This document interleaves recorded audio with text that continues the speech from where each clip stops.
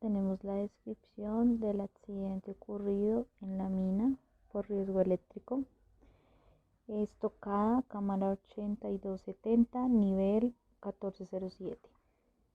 Entonces, como tal, podemos apreciar que tenemos el tablero eléctrico de 440 voltios, el operador de la mina del Scrot, ayudante del operador, reflectores de 500 vatios, que como tal son las luminarias, el capataz, operador del inyector del Scrot, y el operador de mina que ilumina con el reflector el área del Scrot. Como tal, las causas del accidente como tal fueron o falla o la falta de planeación. El uso de los reflectores con cables eléctricos deteriorados que fueron utilizados para iluminar los trabajadores del Scrot. La falta de identificación de los peligros existentes en los reflectores o los cables eléctricos utilizados. Tampoco se evalúa la manipulación de los reflectores energizados para la iluminación de los trabajos del Scrot. Las causas básicas como tal, el factor de trabajo, los equipos reflectores con cables eléctricos sin protección en las acometidas de los reflectores, encontrándose los cables sueltos y mal aislados. También la falta de la identificación de los peligros existentes de los reflectores y cables eléctricos deficientes en la protección de un equipo energizado. Causas inmediatas como tales, la condición subestándar, reflector con un cable eléctrico sin protección, sin acometidas y cables para iluminar los trabajos del Scrot, con presencia de humedad en el área y agua. Deficiente instalación en las acometidas de los reflectores, encontrándose cables eléctricos de mal aislados, contando con una línea de tierra. También se evalúa la clasificación de accidentes. Entonces, según el tipo, este fue de energía eléctrica, según la lesión anatómica de electrocución a la persona, según el origen de acto y la condición subestándar, y según la previsión previsible. Las medidas preventivas o correctivas en este caso, pues el coordinador o supervisor debe estar en la obligación de informar el accidente mortal dentro de las 24 horas. Se debe organizar y se debe garantizar el uso de equipos eléctricos con protección adecuada en caso de presencia de humedad o goteras de agua. Deberán cambiar todos los reflectores que se vienen utilizando por otros que reúnen las condiciones de seguridad para los trabajadores del Scrot. Asimismo, se prohíbe el uso de los reflectores observados. Se deberá incluir un programa de inspecciones manuales, la revisión de los cables de alimentación de los reflectores y sus respectivas conexiones. La causa del accidente, o lo que se analiza en este caso, es la falta de confianza del personal y de la persona encargada o coordinador encargado, ya que la falta de confianza de este trabajador al agarrar el reflector para iluminar esta área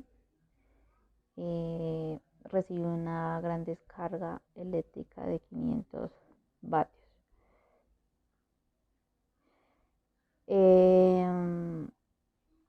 El procedimiento durante el trabajo, ¿será que fue adecuado? No fue el adecuado porque no siempre se debe verificar los equipos, la maquinaria y el medio en que se va a realizar la tarea.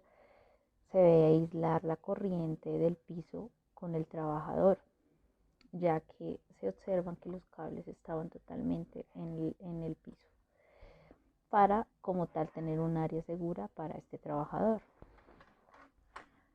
También no se cuenta con los elementos de protección que deben pues, utilizar durante la ejecución de la labor. Entonces, ¿qué se podría recomendar? Que el tipo de guantes que utilizó este trabajador no fueron los adecuados, ya que existe una gran variedad de guantes y categorías en este riesgo de trabajo. Hay un tipo de clasificación de guantes con un IPI de categoría 3, con mayor seguridad, que evita o le da larga vida útil a los guantes dieléctricos. Esta clasificación de los guantes dieléctricos se basa en la tensión máxima de la utilización, existiendo 6 clases según la normatividad. En este caso también los operarios para la operación fueron los idóneos. En este caso las labores que le competen a cada uno fue la falta de una persona que se capacite para realizar la verificación del área, el estudio y el seguimiento de cada riesgo para brindar capacitaciones ante cada labor. Entonces por eso es importante las capacitaciones tanto al personal como al coordinador o supervisor del área. También se puede apreciar el exceso de confianza en este caso. Es importante tener en cuenta que el personal debe estar capacitado para el trabajo en equipo. También la capacidad para la evaluación y el control de riesgos. Es importante que el personal tenga claro los valores y responsabilidades. Es importante tener una buena concentración al realizar este tipo de tareas de alto riesgo. También la falta de coordinación es importantísima en cuanto a para realizar una labor como estas. Y antes de cada trabajo se debe coordinar, que la persona conozca las actividades que va a realizar y el trabajo que va a realizarse. La situación, también la emergencia y la falta de organización son uno de los factores o componentes de este riesgo. También es importante tener protocolos adecuados para el trabajo de espacios confinados. También se ve y no se aprecia que exista un protocolo de emergencia en caso de electrocución. No se cuenta con una adecuada señalización del área. Los procesos no se tuvo presencia en un personal del SST. La falta de los elementos de protección personal en el desarrollo de las mismas fueron también un factor muy importante dentro de este caso. También se debe tener en cuenta los protocolos adecuados para el trabajo en la parte locativa.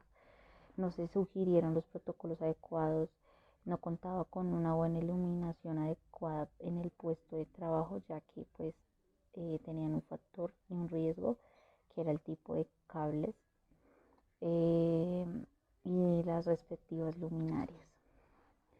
Debieron también verificar el piso, el lugar donde estaban laborando, los objetos y la humedad que generó que esta persona recibiera esta descarga eléctrica.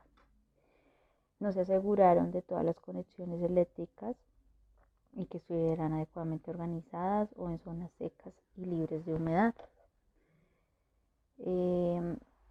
Otro tipo de error que cometieron, no se realizó una inspección del área, de los procesos y el seguimiento, la valoración y la prevención de accidentes. Es importante las charlas y las capacitaciones al personal. Son idóneas para realizar este tipo de trabajos de alto riesgo. También se debe tener o establecer que al inicio de la jornada se permita pues progresar gradualmente a lo largo del día unas adecuadas capacitaciones, mantener una iluminación adecuada en el lugar o en el área de trabajo, validar siempre el área del piso, usar siempre un calzado adecuado. Entonces los EPP son supremamente importantes y más para la manipulación de aparatos eléctricos, que en este caso también deberían tener botas dieléctricas para realizar esta labor y no sobrecargar los enchufes. Entonces es importante, y siempre y cuando en este caso se evidencia que fueron varias causas o la falta de un proceso adecuado lo que generó este accidente mortal a este trabajador. Ahora podemos apreciar que al momento de que el trabajador recibe la descarga eléctrica, se puede evidenciar que el contacto afecta directamente el músculo cardíaco, impidiendo que el latido sea rítmico y haciendo que el corazón no bombee sangre correctamente, y provocando en poco tiempo la parada cardiorrespiratoria, y en el cual se llevan las lesiones de quemaduras graves, llevando incluso hasta el hueso como tal, y generando la muerte. Como tal, al recibir la descarga eléctrica, el latido cardíaco, si el contacto se alarga, como tal, el accidentado no podrá respirar con normalidad y se producirá una asfixia, o bien entenderá un paro cardíaco, que en este caso pudo ser lo que le ocurrió a este trabajador. ¿Qué se debe hacer en caso de un riesgo por electrocución? Entonces, en este caso se debe tener en cuenta que se debe llamar a servicios de emergencias y provisionar datos claros y concisos sobre el lugar y las causas de la electrocución y detalles que se consideren importantes. No tocar la persona hasta que se verifique con seguridad que no está en contacto con ninguna fuente eléctrica. Si está en contacto, buscar la manera de cortar la corriente. Puede ser un interruptor, o puede ser que haya un corto de un cable, que en este caso fue lo que sucedió, en cuyo caso se hará con una herramienta bien aislada, con los debidos protectores aislantes, y asegurarse de no llevar prendas mojadas o de estar pisando charcos o suelo mojado, que en este caso también podemos visualizar que teníamos un área húmeda.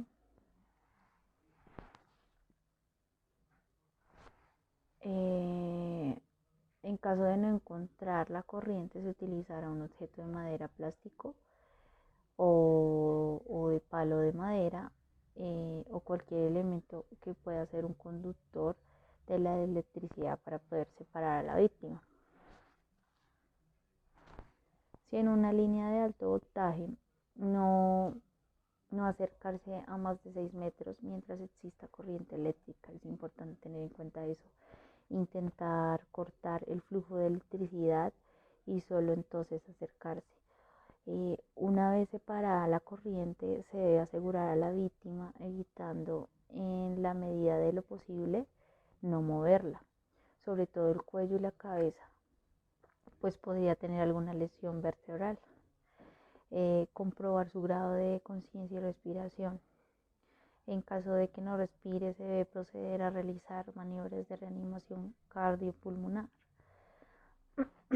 Si respira, es mejor o preferible no mover a la víctima y vigilarlo constantemente, comprobando la respiración de 2 a 4 minutos, ya que podría entrar en una parada cardiorrespiratoria, que en este caso pues lamentablemente la persona fallece. Si la víctima está inconsciente, taparla con mantas o abrigos y elevar sus piernas es importante.